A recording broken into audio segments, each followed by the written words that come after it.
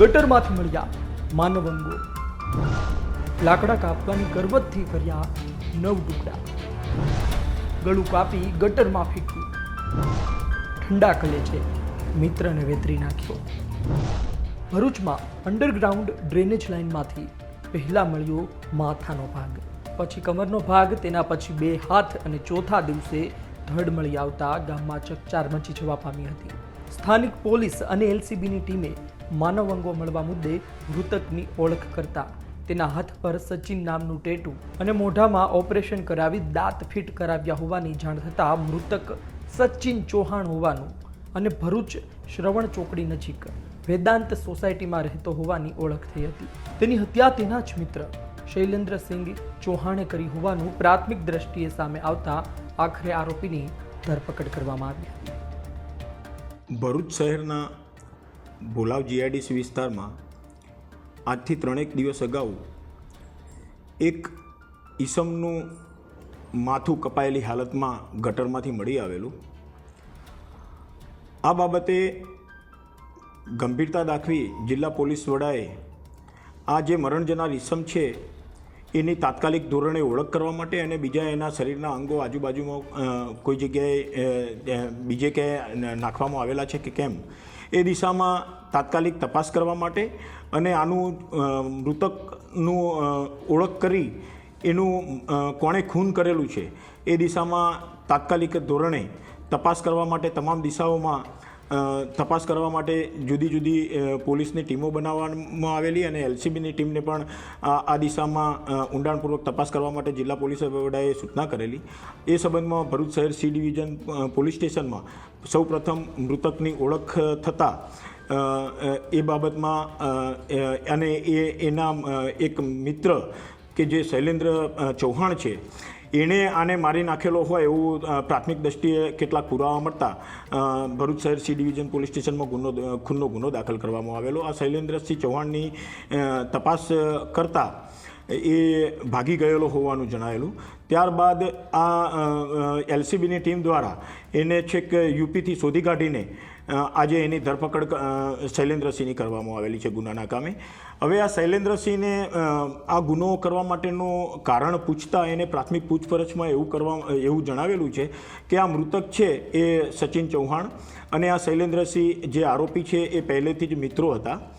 હવે કેટલાક સમય અગાઉ આ શૈલેન્દ્રસિંહના મોબાઈલ ઉપર એના કેટલાક ફોટો જે એની પત્નીના હતા એ આ મૃતકે શૈલેન્દ્રસિંહની જાણ બહાર એના મૃતકના પોતાના મોબાઈલમાં ટ્રાન્સફર કરી લીધેલા હતા અને એ પોતાને બ્લેકમેલ પણ કરતો હતો કે ભાઈ તું મને પૈસા આપ, નહીંતર તારી પત્નીના ફોટો છે એ હું વાયરલ કરીશ.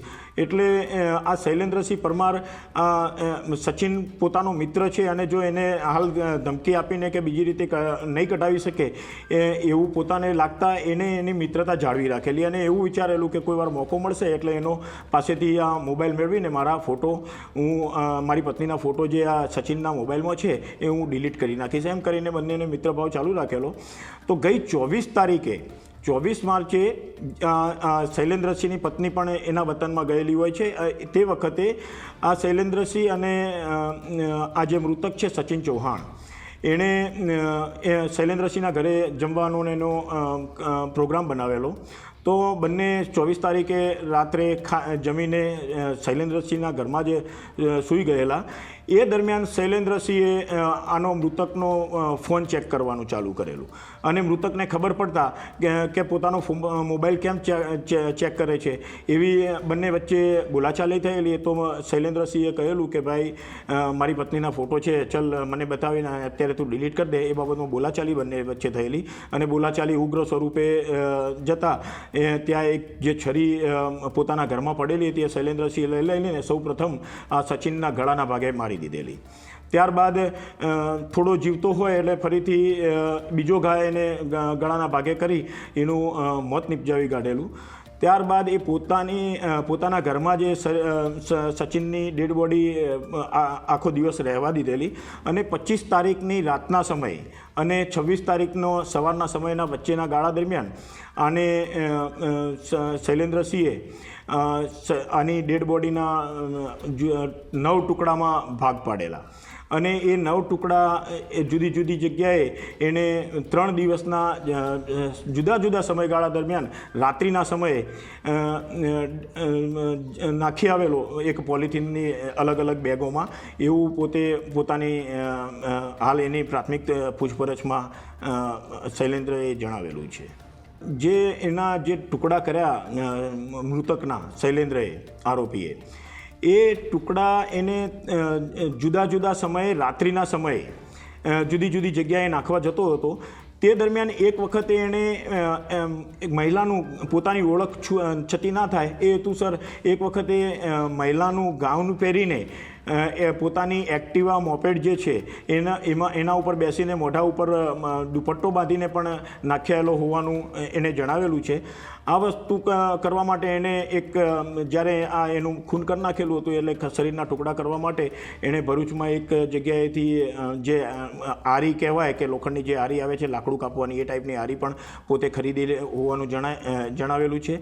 આ દરમિયાન અમોને જ્યારે આ શૈલેન્દ્ર ઉપર વધુ જ્યારે પ્રથમ એના વિરુદ્ધમાં ગુનો દાખલ થયો ત્યારે શંકા ગયેલી, તો એ દરમિયાન અમે આરોપીના ઘરે FSLની ટીમ સાથે ચકાસણી પણ કરાવેલી છે અને આરોપી શૈલેન્દ્રના ઘરે આ મૃતકને મારી નાખેલો તો એ બાબતના એના લોહીના પુરાવા, લોહીના સ્ટ્રેન પણ મળેલા છે. અને બીજા જે આ માનવ અંગો આને જે જગ્યાએ કયા ટાઈમે નાખેલા હતા એ બાબતે વધુ પૂછપરછ હાલ ચાલી રહી છે અને એ બાબતે આરોપીના રિમાન્ડ મેળવી આરોપીએ આજે એના લોહીવાળા પોતાના કપડાં તથા મૃતકના કપડાં કઈ જગ્યાએ છુપાવ્યા છે એ દિશામાં પણ અત્યારે તપાસ કાર્યવાહી હાથ ધરવામાં આવેલી છે.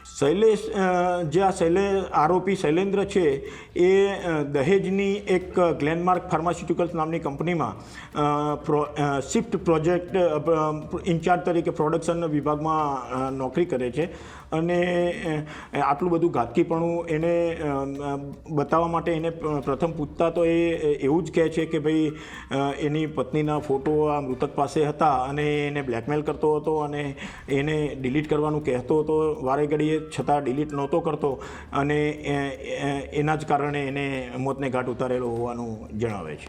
આ આરોપીએ મૃતકના શરીરના કુલ 9 ટુકડા કરેલા હતા અને જુદા જુદા સમયે જુદી જુદી જગ્યાએ નાખેલા હતા.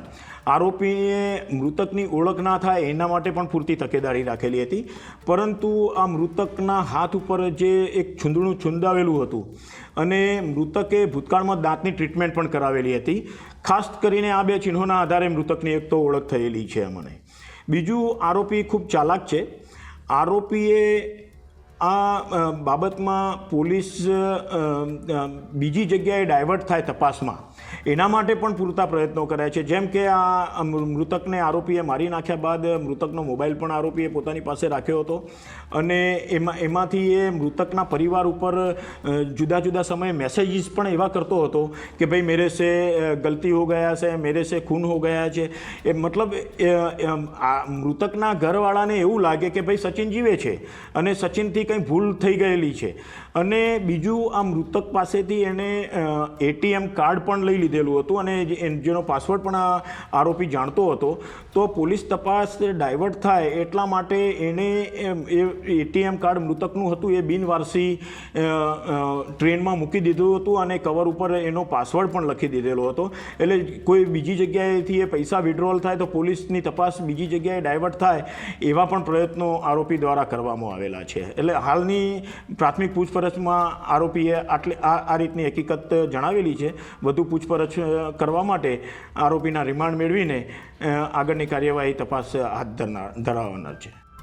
હત્યારા મિત્રે સચિન ચૌહાણની હત્યા કરી મૃતદેહને 1 દિવસ સુધી ઘરમાં રાખ્યો.